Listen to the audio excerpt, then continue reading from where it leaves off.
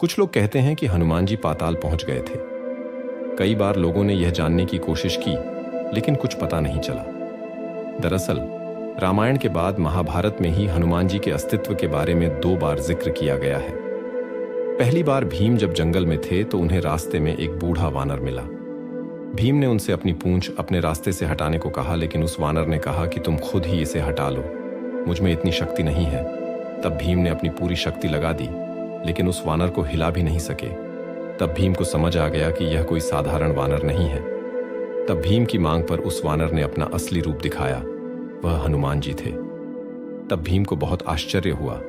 हनुमान जी को देखकर भीम की आंखें चौंधिया गईं। जैसे ही भीम ने उन्हें देखा तो देखते ही रह गए। उन्हें विश्वास ही नहीं हो रहा था कि वास्तव में वह हनुमान जी हैं।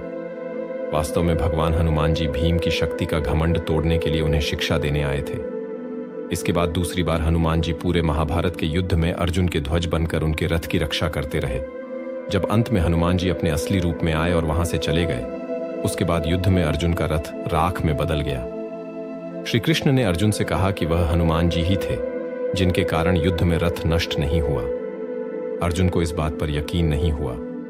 इतना ही नहीं, इसके बाद भी दुनिया के कई हिस्सों में कई बार लोगों ने हनुमान जी के अस्तित्व को लेकर चर्चा की। चीन, इंडोनेशिया, कंबोडिया में भी हनुमान जी के अलग अलग नामों से हनुमान जी की कहानियां सुनाई जाती हैं। अफ्रीका से लेकर अमेरिका तक उनकी एक शक्तिशाली वानर होने की चर्चा है।